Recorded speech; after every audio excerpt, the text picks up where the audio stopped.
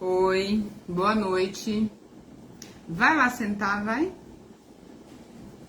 Vai tirar o bicho. Vai sentar. Eles encanaram com a borboleta que tá aqui no ateliê, só Jesus. Vamos lá, né? Boa noite, gente. Boa noite, que eu já tô doida aqui com as criancinhas.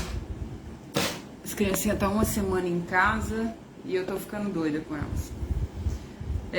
A gente vai ler o capítulo 32, tá? Deixa o bicho.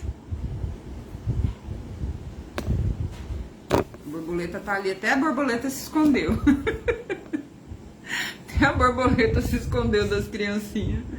Ai, Jesus amado. Vamos orar? Vamos orar. Pai, em nome de Jesus, muito obrigada, Senhor. Obrigado porque o Senhor é bom.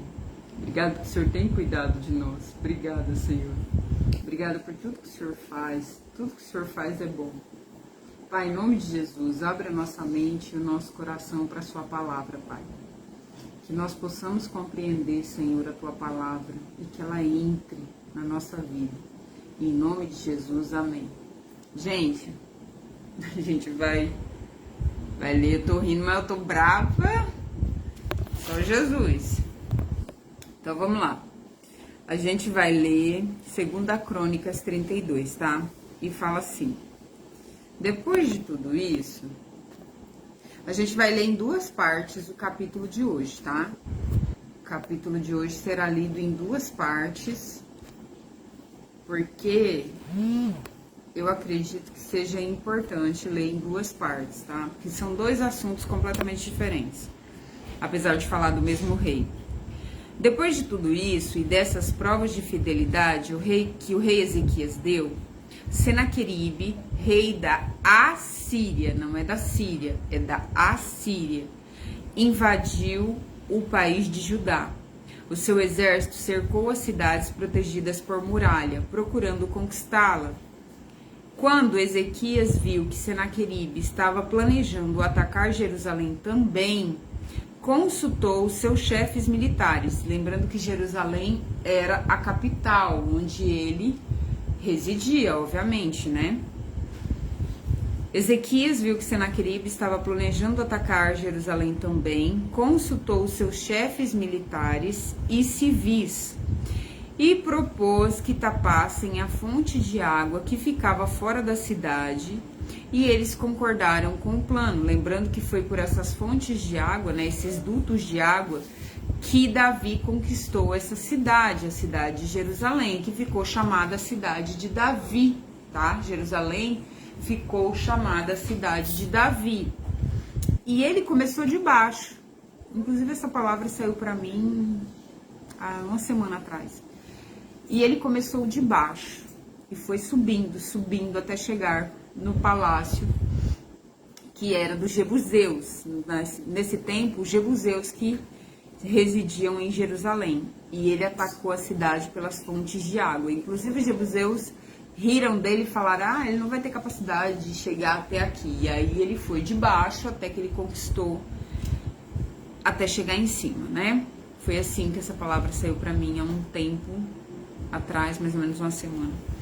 Mas Ezequias fecha nesse momento, Ezequias fecha essas fontes de água, ou seja, a possibilidade deles usarem, né?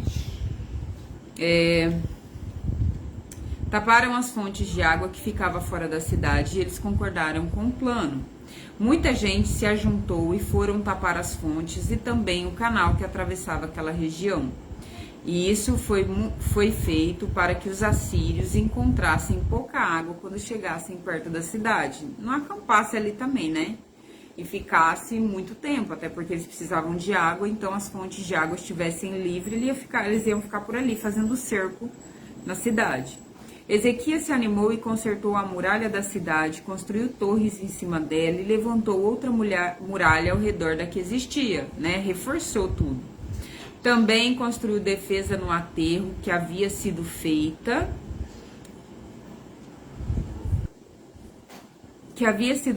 no lado leste da cidade de Davi, e mandou fazer muitas lanças e escudo. Armou todo, ele se armou, ele aproveitou para se armar. colocou oficiais no comando de todos os homens da cidade, mandou os oficiais se reunirem na praça do portão de entrada e disse: Ana, vá sentar. Ele disse: Ana, vá sentar, Ana, por favor. Ela tá aqui fazendo micagem no espelho. Reunissem na praça do portão de entrada da cidade e disse: Sejam fortes e corajosos, não fiquem assustados, nem tenham medo do rei da Assíria e do seu enorme exército, pois aquele que está do nosso lado é mais poderoso do que aquele que está do lado dele. Ou seja, Deus está do nosso lado, né? Maior é o que está em mim do que aquele que está fora ou para lá, né? Ele só conta com a força dos homens, mas do nosso lado está o Senhor nosso Deus para nos ajudar e para guerrear por nós. Ou seja, Ezequias está falando para o povo que a gente tem Deus, né? Ele está falando, a gente tem Deus para nos ajudar. Ele só tem os homens, tá? E o povo ficou animado ao ouvir estas palavras do rei Ezequias. Algum tempo depois, Senaqueribe, rei da Assíria, junto com seu exército, estava cercando a cidade de Lasques. Ele enviou alguns oficiais a Jerusalém para entregarem ao rei Ezequias a seguinte mensagem, o capeta latindo, né? Eu, Senaqueribe, rei da Assíria, quero saber como é que vocês, moradores de Jerusalém, a cabecinha, podem se sentir seguros ficando aí enquanto o exército inimigo está cercando a cidade. Tipo, eu sou o maioral, eu tô cercando a cidade. Como é que vocês estão assim, tão em paz? Ezequias diz que o Senhor Deus de vocês, ou seja, Deus de vocês, os livrará das minhas mãos, mas ele está o enganando. Vocês morrerão de fome e de sede. O capeta falando o dia inteiro no nosso ouvido. Enfim, pois foi o próprio Ezequias que acabou com os lugares de adoração, ou seja, se vocês tivessem ídolos, vocês estavam bem, mas nem isso vocês têm mais, outros deuses. E com os altares de deuses, né?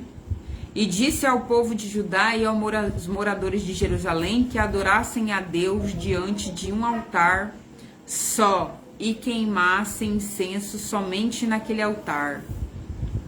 Será que vocês não sabem o que eu e meus antepassados fizemos? Ô, Ana, por favor, Ana. Ana, pelo amor de Deus, não vai atrás desse bicho, Ana. Senta aí, Ana. Será que vocês não sabem o que eu e os meus antepassados fizemos com os povos de outras nações? Ou seja, eu já derrotei muita gente. Eu já destruí muita gente. Vocês estão pensando o quê? Eu sou o cara. Vocês pensam que os deuses daquelas nações... Ana, pelo amor do Senhor Jesus, vai passar, Ana. Eu vou perder a paciência. Vai, Ana. Olha o respeito, Ana. Vocês pensam que os deuses daquelas nações foram capazes de salvá-las das minhas mãos? Não houve nenhum Deus, inclusive está com D minúsculo, das nações que meus antepassados conquistaram, que fosse capaz de salvar o seu povo do meu poder. Nenhum Deus é tão superior a mim, né? Literal. Então, por que é que... Cadê? Então, por que é que vocês pensam que o seu Deus... Ousado. Então, cadê? Nossa, gente, tô me perdendo aqui, ó. Então, por que é que vocês pensam que o seu Deus pode salvá-los das minhas mãos? Portanto, não deixem que Ezequias os engane assim. Não se iludam, não acreditem nele. Nunca houve nenhum Deus que pudesse salvar o seu povo do poder dos meus antepassados ou do meu poder. Eu sou o cara. Muito menos o Deus de vocês poderá salvá-los. Oh, que ousadia. Os oficiais assírios disseram coisas ainda piores contra Deus, o Senhor, e contra o povo, e contra o servo Ezequias, né? Contra o rei Ezequias. E Senaqueribe escreveu cartas em que insultava o Senhor. Vai dar ruim para ele.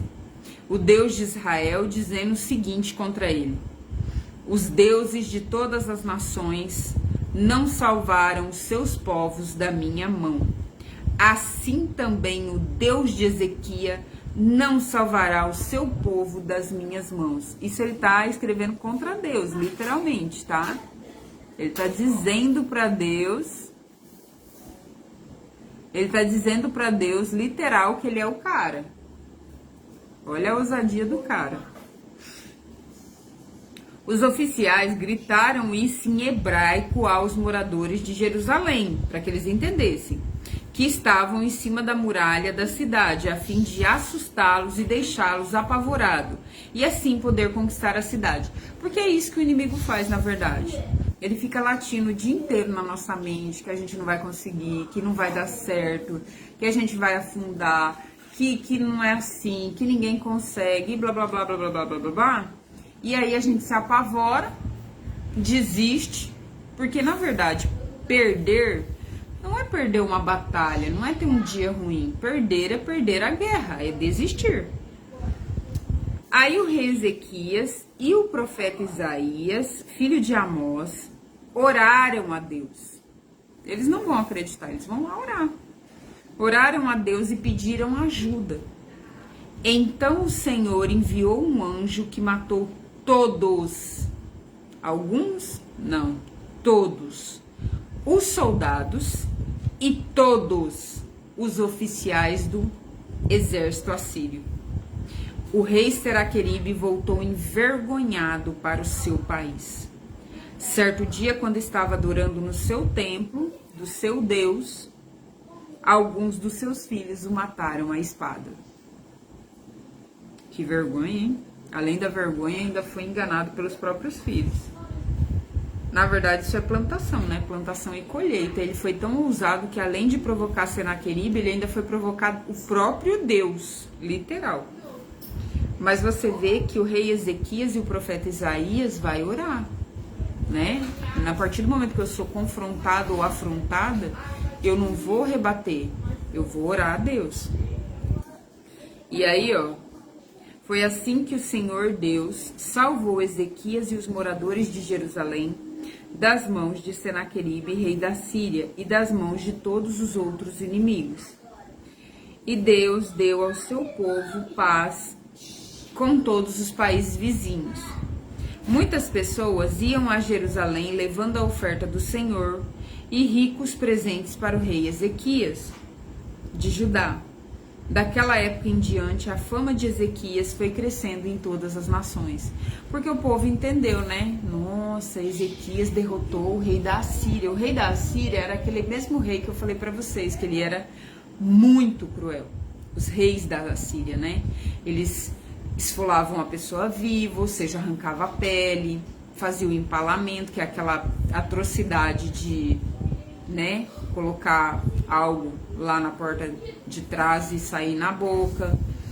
Eles matavam, torturavam, cortavam orelha, dedo do pé. Eles faziam um absurdo, tudo quanto é tipo de tortura que eles pudessem fazer com as pessoas, e os reis, eles faziam. Então, era um povo que tinha muita vitória. Quando eles entravam para uma guerra, eles simplesmente ganhavam. Era assim. Então, como o Ezequias venceu a Síria, que não foi Ezequias que venceu, a gente sabe que foi o Senhor, mas ele vai se tornar famoso. E o problema vai ser exatamente isso, porque isso vai subir no coração dele. Então, na próxima, a gente vai ver como isso subiu no coração dele, como foi o final. Porém, nós temos que tomar cuidado, porque as vitórias que Deus nos dá. É Deus quem dá. Tá? A vitória quem dá é Deus. Então a gente não pode se engrandecer, né? Lógico que a gente trabalha, mas sem Deus, cara, você pode morrer de trabalhar, entendeu? Mas com Deus existe um negócio chamado favor. E aí, quando Deus assopra o favor dele em nossa direção, por mais que você não tenha competência, ou por mais que você não seja o cara, Deus assoprando na sua direção é outra história, tá? Então, que Deus abençoe vocês, boa noite, e que a gente não se exalte, né? Porque todo aquele que é exaltado, se exalta, naturalmente ele será abatido. Afinal de contas, a exaltação pertence somente ao Senhor, tá bom? Deus abençoe vocês, boa noite.